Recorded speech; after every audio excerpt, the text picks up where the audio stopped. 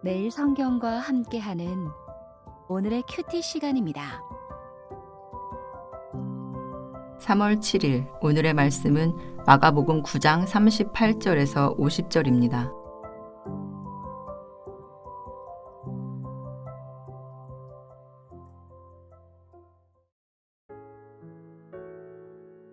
요한이 예수께 여짜오되 선생님, 우리를 따르지 않는 어떤 자가 주의 이름으로 귀신을 내쫓는 것을 우리가 보고 우리를 따르지 아니함으로 금하였나이다. 예수께서 이르시되 금하지 말라. 내 이름을 의탁하여 능한 일을 행하고 즉시로 나를 비방할 자가 없느니라. 우리를 반대하지 않는 자는 우리를 위하는 자니라. 누구든지 너희가 그리스도에게 속한 자라 하여 물 한 그릇이라도 주면 내가 진실로 너희에게 이르노니 그가 결코 상을 잃지 않으리라. 또 누구든지 나를 믿는 이 작은 자들 중 하나라도 실족하게 하면 차라리 연자맷돌이 그 목에 매어 바다에 던져지는 것이 나으리라. 만일 내 손이 너를 범죄하게 하거든 찍어버리라. 장애인으로 영생에 들어가는 것이 두 손을 가지고 지옥 곧 꺼지지 않는 불에 들어가는 것보다 나으니라. 만일 내 발이 너를 범죄하게 하거든 찍어버리라. 다리 저는 자로 영생에 들어가는 것이 두 발을 가지고 지옥에 던져지는 것보다 나으니라. 만일 내 눈이 너를 범죄하게 하거든 빼버리라. 한 눈으로 하나님의 나라에 들어가는 것이 두 눈을 가지고 지옥에 던져지는 것보다 나으니라. 거기에서는 구더기도 죽지 않고 불도 꺼지지 아니하느니라. 사람마다 불로써 소금치듯 함을 받으리라. 소금은 좋은 것이로되 만일 소금이 그 맛을 잃으면 무엇으로 이를 짜게 하리요. 너희 속에 소금을 두고 서로 화목하라 하시니라. 안녕하세요. 3월 7일 목요일입니다. 오늘도 하나님의 말씀을 등불 삼아 어둠이 아닌 빛으로 행하는 우리 모두가 되기를 바랍니다. 오늘 본문에서 제자 요한은 예수님께 우리를 따르지 않는 어떤 자가 주의 이름으로 귀신을 내쫓는 것을 보고 금했다고 말합니다. 여기서 우리를 따르지 않는 어떤 자는 제자들이 어느새 만들어 놓은 울타리 밖의 사람입니다. 그 사람이 주님의 이름으로 귀신을 쫓는 것을 금했다는 것은 제자들이 주님이 주신 권능에 기득권을 주장했다는 뜻입니다. 어제 말씀에서 살폈듯이 예수님은 제자들의 잘못된 그리스도관과 이 때문에 가지게 된 하나님 나라에 대한 오해에 도전하시고 바로 잡아주시려 애쓰셨지만 제자들은 여전히 오류에 빠져 있었습니다. 하나님 나라는 경쟁하고 쟁취하는 나라가 아닌데 제자들의 관심은 여전히 남보다 높은 지위를 쟁취하는 일에 있었습니다. 이런 제자들에게 예수님은 예수님의 이름으로 능력을 행하는 사람과 예수님을 반대하지 않는 사람을 수용하라고 하십니다. 그리고 예수님을 따르는 사람들을 위해 물 한 그릇이라도 내놓는 사람은 결코 상을 잃지 않을 거라고 말씀하십니다. 이 말씀을 듣고 제자들은 충격과 허탈에 빠졌을 것입니다. 제자들은 귀신을 내쫓는 사역의 원조입니다. 예수님이 직접 그들을 선택하시고 권능을 주셨습니다.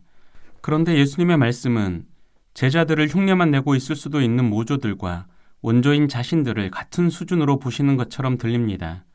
또한 제자들은 그 어느 누구와 비교할 수 없는 예수님의 적극적 지지자인데 예수님의 말씀은 이런 제자들을 예수님을 반대하지 않는 자와 겨우 물 한 잔 내놓은 자, 다시 말해서 소극적 지지자 축에도 들지 못하는 사람들과 동일하게 평가하시는 것처럼 들립니다.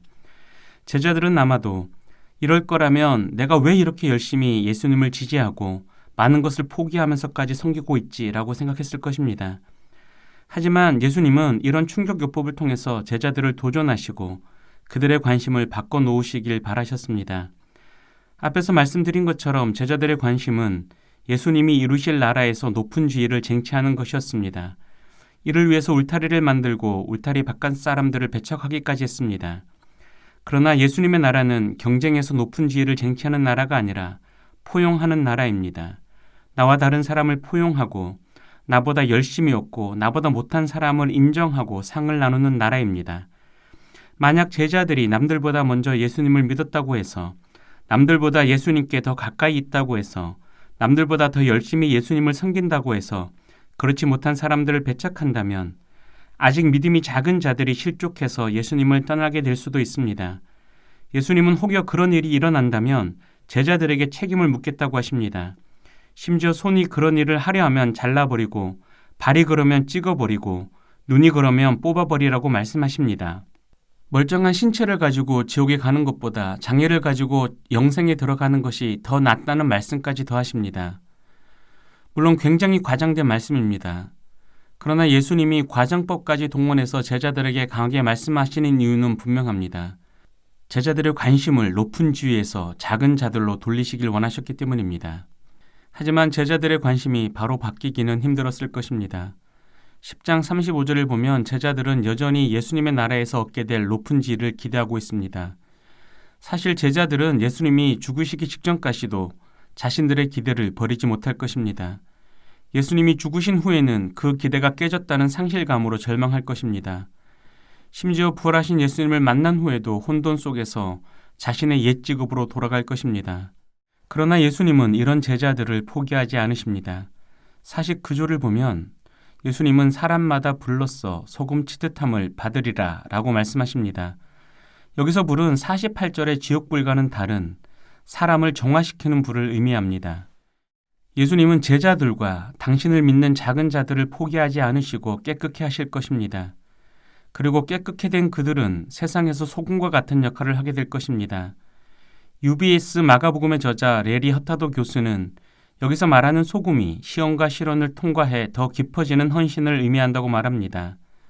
즉 예수님이 끝까지 포기하지 않으시고 깨끗게 하신 제자들이 더는 자기 이익을 구하지 않고 예수님께 그리고 이웃에게 헌신한다면 쟁취를 위한 경쟁은 사라지고 서로가 서로를 섬기는 화목이 조성되어 세상을 밝힐 것이라는 뜻입니다. 저와 여러분은 어떤 하나님 나라를 살아가고 있습니까? 혹시 오늘 본문의 제자들처럼 여전히 높아지기를 꿈꾸며 경쟁하고 배척하는 나라를 살고 있지는 않습니까? 예수님께서 바라시고 꿈꾸시는 하나님 나라는 작은 자들에게 관심을 가지고 그들이 실족하지 않도록 돌보는 나라이며 서로에게 헌신하여 화목을 일구는 나라입니다. 이 사실을 마음에 담고 이런 하나님 나라를 꿈꾸고 살아내는 저와 여러분이 되기를 기도합니다. 기도하겠습니다. 하나님, 우리가 꿈꾸고 살아가는 하나님 나라가 우리의 기대가 만들어낸 나라가 아니라 예수님께서 보이셨고 이루신 나라이게 하옵소서. 그래서 우리의 삶이 경전 대신 섬김의 열매를, 불화 대신 화목의 열매를 맺게 하옵소서. 예수님의 이름으로 기도합니다. 아멘.